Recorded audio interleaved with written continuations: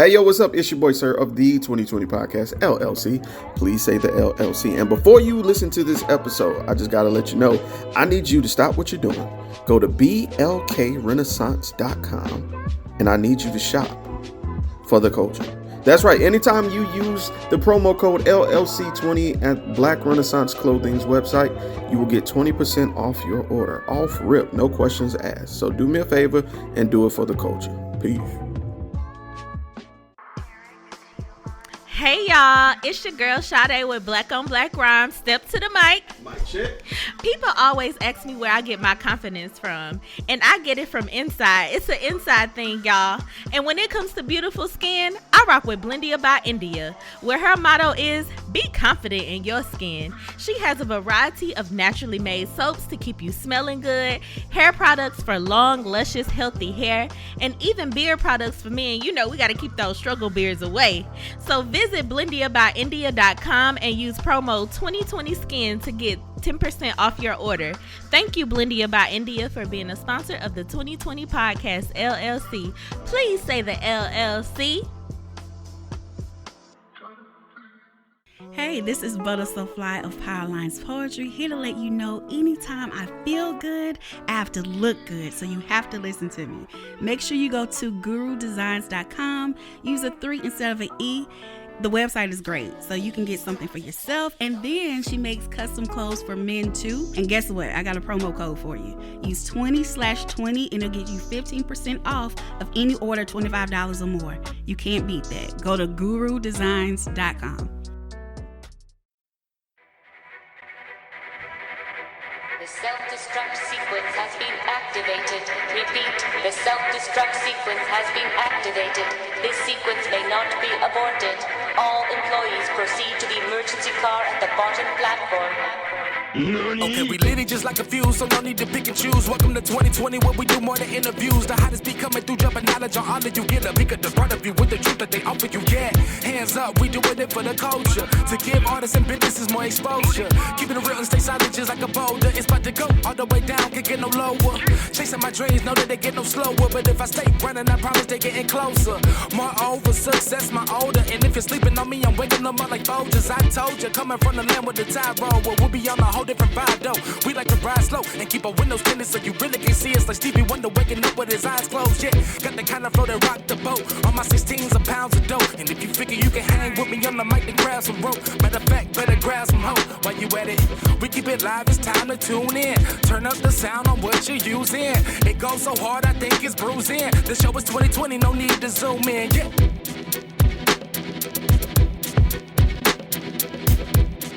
Hey, yo, what's up? It's your boy, Sirr of the 2020 Podcast, LLC. And yes, please still say the LLC. And as we come down to like the closing of this season of Candid Conversation, I had a brilliant idea. We've been talking about relationships with people. We talked about Jada. We talked about Will. Hell, we even talked about August. We even talked about some R. Kelly. One thing we haven't really discussed is really exes. And I figured the best way to be transparent is to invite my ex. So today we are joined by Shantae. How are you doing? Hey y'all. Hey, how you doing? I'm all right. So, the point of this Thank you for conversation. having me. Of course, man. Of course. Like, one of the reasons I wanted to have this conversation is, one, Tay, you've been one of my biggest supporters since I told you what I wanted to do. Always. Yeah, even back when we were dating and when we were together, I should say, you were like my biggest fan. So I thought a good way to kind of help wind down the season would be to have a transparent conversation about the stereotype of exes not being able to get along, and like kind of share our journey into kind of coming into that and how we dealt with it. So yeah, I know. So to those of you that don't know, Tay and I met in college. We went to A&M together. We actually became roommates, and Tay and I used to have conversations in the dead of night, like 1, 2 in the morning. Yep. we would talk for hours and hours and hours. And it was a couple times where we actually saw the sunrise after talking, and then we sleep all day because we stayed up all night talking. Can't live like that no more. Hell no, we grown, we got bills. But I feel like a friendship started with us first. And I think that is one of the common threads that we'll revisit throughout this conversation. And we went from being friends to seeing each other. And we were together for a while, for a couple years. And then we had a big schism. I like that word, schism. Schism. Okay. We had we split. I'll be honest, we split up pretty badly. It was really bad. Very bad. We did not end on good terms. I was very spiteful. I'll admit that. I was very spiteful and very toxic. And out of our situation, I became bitter. I can honestly look back and say that. I wouldn't admit that in my 20s, but 34 years old, looking back on it, I was extremely bitter, vindictive, and manipulative. I wanted to manipulate the situation to make myself look like what's the word? The good guy. Right. The victim. The guy. And what hurt the most, Tay, is even in like our darkest moments, like we saw each other because we went to A&M. Of course we ran into each other. Huntsville isn't but so big. It's right. I would still hold on to this hatred, but it was like this longing to reach out to her, but I wouldn't. And luck would have it. Our mutual friend, I won't say who it is, they hit me up and told me, yo, I just want you to know who's moving into your apartment complex. And this was years later. I want to say about 5 years later. Yeah, like 5-6 years later. Yeah, so like 5 or 6 years later, I look down the hall, literally, right, and I see you moving your stuff in, and I was so mad. I was like, of all places, I'm trying to write my memories of you, and here you are down the hall from me. And you got to see me every day. Every day I saw you every day. And I can be honest, and I'm gonna tell the truth, Tay. You and I have had this conversation. I walk outside, and be like, man, this bitch, like, I was so mad.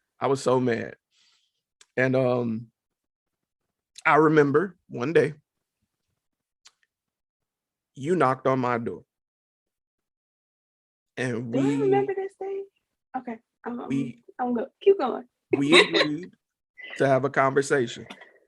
And I cooked breakfast that day. We had a big dumbass breakfast, and we just sat and we watched. We turned on American Horror Story, but we wasn't watching it.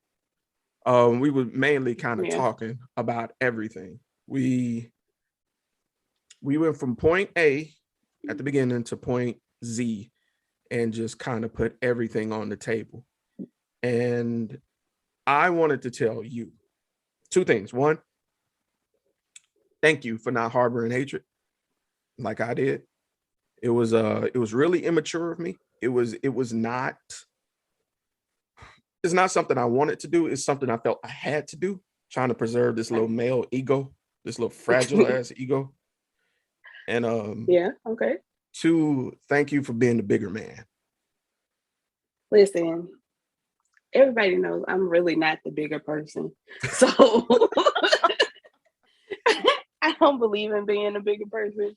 But I wouldn't say I harbored hatred towards you. It was more like resentment. Okay. And it was a lot. Like a lot. But somewhere along the healing journey, I'm gonna have to see you every day. We still associate with some of the same people. Yeah. Might as well hash it out. We were friends long before, and we can be friends after if it's done right. That part, if it's done right. If it's done right. That was the first time I had ever been cornered with someone. And they forced me, I won't even say force me, but you put me in a position where you reminded me of who we were when we first started and how honest we were. And this may be TMI, and I might get in trouble with whom I'm dating at the time, but I don't give a fuck. I'm gonna be honest. You and I used to lay in bed and just talk, like just we would tell each other everything. We were even at that point of friendship where I would tell you who I liked, you would tell me who you would like, and we would talk about dates while laying there just looking at the ceiling. In that last apartment bedroom I had. And when you reminded me of those times, I realized that I was more mad at myself because I was allowing myself to harbor hatred for one of my best friends over something I had a heavy hand in doing. I was not the best boyfriend. I was not. I was definitely shades of. You had your moments. Nah, I'm gonna be real. I'm gonna be real with you. And I can say this because it's me. You know, I had my fuck nigga moments. I know I did. I was a handful, and you pushed me to deal with one of the most traumatic moments of my life that I didn't want to deal with. And I didn't see it then, but I see it now, how much that helped me. You know what I'm saying? You helped me. And to those of you that don't know what I'm talking about, one night I was super emotional because I smelled a scent. And this scent was the same cologne that the gentleman who molested me wore. And it fucked me up. I was crying in the middle of the night, didn't really understand why I'm up crying. And Tay consoled me. And we had a heart to heart, and she told me I should pursue getting better. You even gave me the ultimatum that you don't think we would make it if I didn't deal with it. Right. And I don't think that was like a manipulative way of putting things. I think that was realistic. Saying that you don't think that was something you could deal with, you know, somebody who wasn't emotionally available or willing to deal with trauma. And you were more mature than me, man. I'm just gonna be 100. You Listen. You were, I don't give a fuck what you say. You was, bro. There's a lot of times I feel like I wasn't, but I mean, it's all part of, you know, the healing. So you can't properly love someone if you don't love yourself correctly. So there were things that honestly both of us needed to address, a lot of trauma, and then two people who were holding on to this trauma and this hurt ended up hurting each other. Yeah.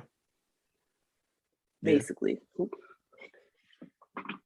Yeah. But in that hurt came some healing. Now, it might not have been between us, but there was some healing in the middle of all this hurt and trauma.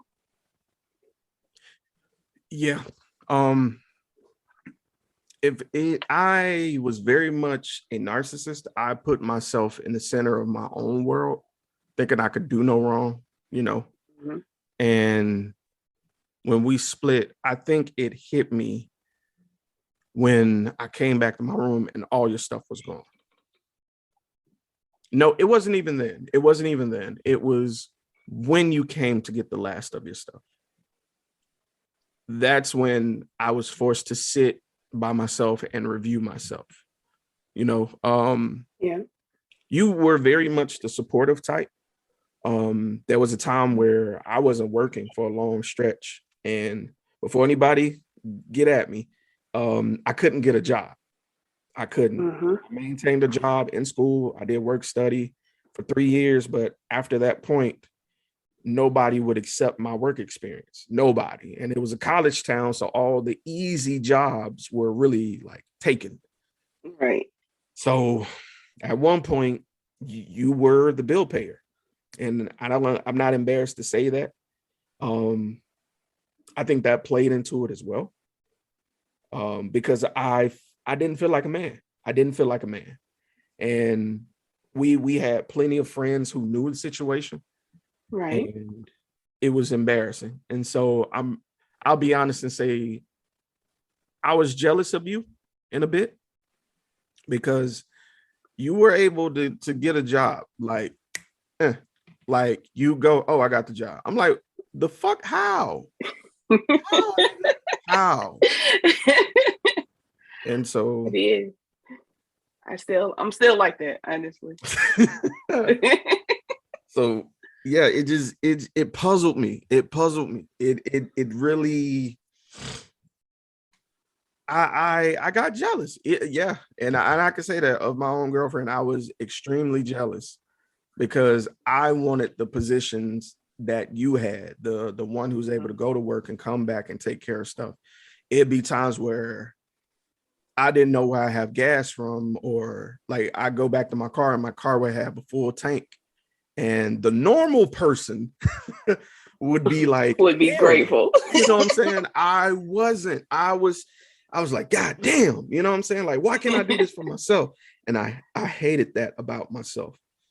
And it was like a cycle of hate. I loved what was happening. I hated the circumstance, and I hated how it was happening, because I was always focusing on me. Mm-hmm. And I'm glad I was broken out of that.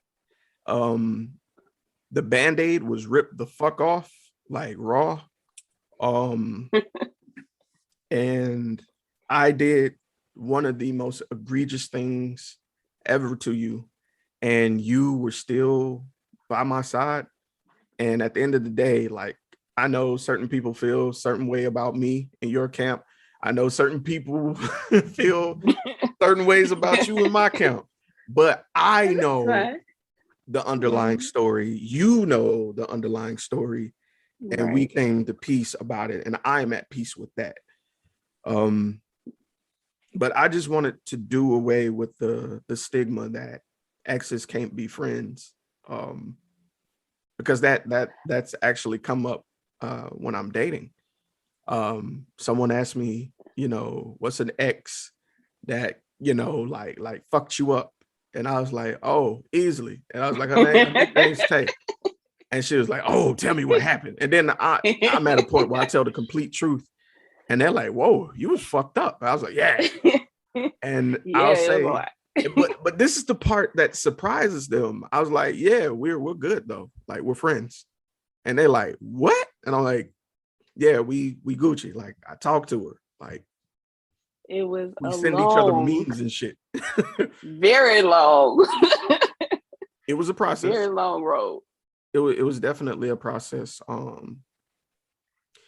One thing I did like that we did though, even though when we weren't on, like, there was a phase where it wasn't that we went from hate, like love, to hate to cool. It was like love to hate, slowly to neutral, from neutral to cool.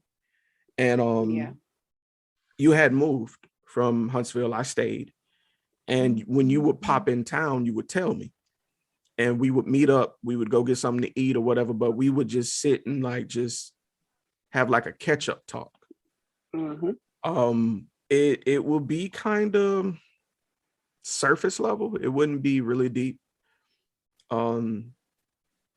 Yeah, because it was a point where I wasn't 100% sure that I could still trust you. Like, so the friendship was still there because we started off as friends. Right. Very good friends. But there was really about a 3-4 year period of time where I still felt like I could not completely trust you because of the damage that had been done. So while we were cordial, there was still a couple of walls. Yeah. I understand that. For self-preservation, because it took me a really long time to start addressing some of the hurt I had and like really dig into myself. And I understand dealing with me with a long-handled spoon at that point. Because I'm not gonna lie, I'm gonna be real. I did go on this bitter Vendor. Yeah. I was on this anti-Black woman thing for a while. I was hurt. I was bleeding everywhere. And I would try to date. And when I say I was anti-Black woman, let me say this. I was subtly or subconsciously anti-Black woman. I didn't realize how much of an effect it had on me because I was always holding this expectation above the Black women I was dating that it would just end like you and I ended. Right. Even though I was the catalyst that caused what happened between you and I. So here I am being misguided, going into these other relationships, fucking up other people, you know what I'm saying? Like spewing poison and being detached and all this other shit. And until I really really sat a nigga down and just was like, yo, this is who the fuck you was. This is who you are. This is what you do. And you can't lie to me because I know who you are, nigga. And like, let me remind you in case you done blocked out part of these memories. And I think that's what ego does. I'm gonna be 1 million with you. I think that's what ego did. When you listed everything that I had done, the stuff I did that I didn't know you knew I did. Oh yeah. Yeah. The DMs, all that, like that's when I was like, oh, that's right. The DMs was a wild situation. Because I literally sat up one night and went through your phone. And then I had zero reaction about it. Really? Like literally, I think I had gotten to the point where I started disconnecting. So that's something I have become very great at, is that emotional disconnect. Wow. So I think at that point it was like, you know what? I done asked for the truth. I done did everything I could possibly do. This is what you choose to do. Okay, let me remove myself mentally from the equation, because we all know women leave mentally before they leave physically anyway. That's true. So I had mentally checked out. That's why you didn't find out about it until years after the fact, because it wasn't worth the fight anymore. Okay. Damn. You dropping bombs on a nigga right now. Shit. We having an honest conversation, candid conversations. That's what you wanted. You want your people to hear. This is what I wanted. What I will say is, and this isn't to flatter you, thank you for encouraging me though to embrace the weirdo I am on the inside. Because I never, like, before you, I never going to A&M, which is blackity black. I never thought I would meet somebody who understood me being a weird nerd person, like you did. So you gave me kind of like that courage to like be truthful and be who I am up front going forward, and have the mindset to be like, status means nothing. Being in fraternity don't mean a goddamn thing. at the end of the day, is Jeremy, you know, like, you know, am I really me when I'm around this person? And because you didn't really give a fuck about any of that. I At still all. I was remember the same one. The same one sitting up with you at 2 o'clock in the morning watching Dragon Ball Z or whatever other anime you got me watching.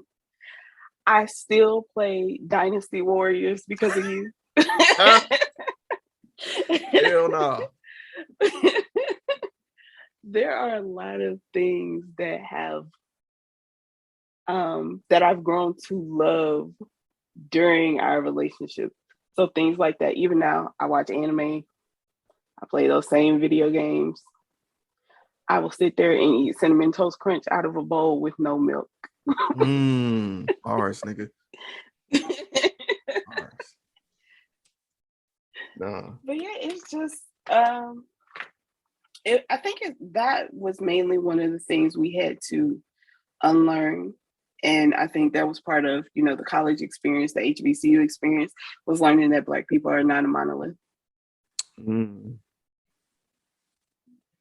That's real. So we're allowed to like anime. You're allowed to collect your swords. Still got my sword. Yeah, still got my sword. And yes, to those of y'all listening, I do own a sword. Its name is Swordy. Dead ass. And I still have a giant teddy bear named Barry. Because I'm bad at naming stuff. That's deep. That's deep. I keep saying because it's like this was honestly, candid conversation is something I've been wanted to do with you, but I know with your schedule, you know what I'm saying, you being mom, you being wife now, prepping for law school. You know what I'm saying? Like shit is moving. And I want to say I'm extremely proud of you. So keep doing your thing. Keep doing your thing. I would like actually to probably do a part 2 of this, where I could pick your brain a little bit more from a woman's standpoint, you know, like when dealing with someone who isn't, you know, completely honest, you know, in their relationship. Like, fuck it, I'll ask it now. Like you talked about the disconnect, you know, but at one point we was in love. Like we was doing everything together. Everything. What was it like detaching, understanding that, you know, the relationship wasn't going where we wanted it to go? Like where, I guess, what did it feel like for you at least? So I guess to fully explore that, we have to go back and to the part where I was hurt. So there were certain things that had happened, certain things that were being done, certain things that were being said that would hurt me. And sometimes, depending on what it was, you would emotionally detach from whatever feelings I had going on. And you probably never even realized that like stuff would really hurt me and I'd isolate myself and you just let me be isolated. So I think it came along with, okay, he's hurting me. He knows he's hurting me. And clearly he doesn't care about hurting me. So maybe it's time I stop caring about him hurting me. Whew. So why do I want to kick my ass? Like, I'm like, fuck. I think the toughest thing when doing wrong is you're looking for everything else to be a villain but you. At least for me it was. It'll be times where you be talking to your friends and I get mad because it would feel like, and maybe it was the paranoia of when you're doing wrong. It would feel like I would enter the room and your conversation would end or change, you know? even though you'd want to like cuddle and stuff, like I still harbored this like looking over my shoulder feeling, you know. Right. That everything you were doing was gonna catch up to you. At what point was it gonna catch up to you? Pretty much. How was I gonna react? Pretty much. I think that was the most stressful part. And just everybody looking at us, because at one point we was like drama central, like we just was, you know, if it was coming to the crib, because you know we was the focal point. Like whenever shit went down, everybody came to our apartment. So when shit was in the air, everybody would feel it. You know what I'm saying? People would go and splinter off into groups and talk. And I don't have a problem saying this because we're at a point where we're past it now. I knew that we were going to end that night. We had a physical night. And you know what I'm talking about. Yeah. And it started off as an argument and a confrontation, and it escalated quickly. And I know, you know, I've apologized several times. But forgiving myself is still a day-to-day thing with it, you know? Because I pride myself on never touching a woman, you know, with any anger or anything. Now, to those of y'all that's listening, I didn't like elbow drop Tay or anything like that, or punch her or no shit like that. I grabbed her, but it was very aggressively. It was extremely aggressively. It was like one of the ones at the movie where the man grabs the woman and he kind of shakes her. Yes, it was very Tyler Perry. It was a Tyler Perry. But when it happened so quickly, I was afraid. And luckily I'm blessed with a best friend who snatched, you know, separated us and, you know, de-escalated the situation instead of just watching it unfold. Because you, and I don't mind saying this either because I ain't saying names, but you and I are very close to a couple who were physical, who were abusive. And I realize this now by excusing his actions to her, I was complicit in what was going on. Yep. So that was something I had to grow out of. I remember when you and I weren't together, things would happen between them. You would tell me something, but it would conflict with the information I got. And then when I got the whole situation, I realized how much of an ass I was for just siding with the man every time, you know? Right. And then it made me review how I treated you, because I felt like, and this is again the 20-year-old me, I felt like, well, I'm not physically harming Tay. It may be emotionally or mentally, but I'm not abusing her. You see what I'm saying? Like, that's how fucked up some of us are, you know? But it took. And I feel like with you, go ahead. I just feel like with you, that trauma, those reactions came from a place of really trauma that you didn't even realize was trauma at the time. So it came from stuff you dealt with personally when you were growing up and you were still dealing with when we were together. So, and I think that your initial reactions were, if I grew up accepting this, then what I'm doing is not harmful.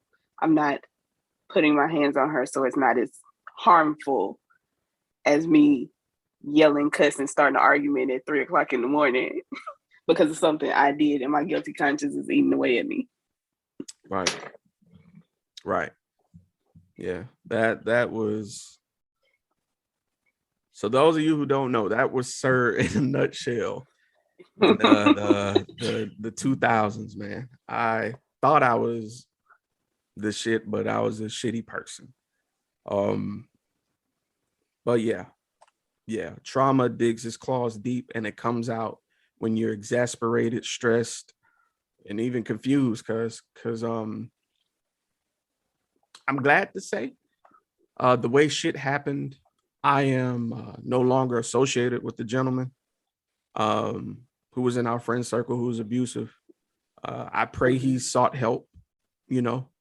I relocated, started pursuing mental health, and lo and behold, one of the advocates who knew about this was Tay. And I remember the conversation about it. I told you about me coming home. And I remember I was in the car talking to you, and you were telling me how proud you was. And I didn't tell you this, but I got out the car and cried like a little bitch. You hear me? Cause I still felt like if you wanted to still hate me, you still have grounds to do that, but you don't, you know, and I appreciate you. Forgiveness is a powerful tool. What you say? I am very proud of you. Proud of your growth. Because it's been a wild ass ride, man. Yeah. 15 years, you know. Wow, I just said that out loud. Yeah, it's been a but yeah. What was you saying? I was just thinking out loud. Right. So, but I'm gonna cut this here because I know you and I could go on for hours. And yeah, this is a necessary conversation. It's always cool to have this conversation behind closed doors. You know, I don't mind. Like, to those of you who are listening, think this is a show. This is actually real. Tay and I talk like this every now and again. It ain't, I won't say regular, but we check in from time to time and just do like a stat check. But I appreciate you for coming here and just being transparent. Real shit. Well, thank you so much for having me. Listen, I'll come back. When you invite me to come back, I'll come back and we can continue this conversation because I feel like we've only scratched the surface. I agree. And maybe a lot of people do need to hear more details about our story. If not, to be friends with exes on healing and healing those trauma bonds. Fact. So let's do it again. But for now, Tay, if any, do you even have socials anymore? Like, do you share your socials? Listen, I'm not as active as I usually am. You know, I got a lot going on. I'm a wife, I'm somebody's mama, but you can find me on Instagram, Twitter, Snapchat, Shantae F Baby. Hey. I am there. Yeah, so find her. She's funny as shit. And another thing that made her cool, we were like the biggest Lil Wayne fans ever. ever. So yeah. Do you remember when I got in my car wreck? And when I got into the car wreck, I was listening to Mrs. Officer by Lil Wayne, where he had Bobby Valentino on there singing, being a police siren the whole song. Yep. And high as shit. And I stopped listening to Lil Wayne for like 6 months. Yep. Because I literally blamed Lil Wayne for my car accident. Yep. I remember that. That was a thing. That was a fucking thing. Yep.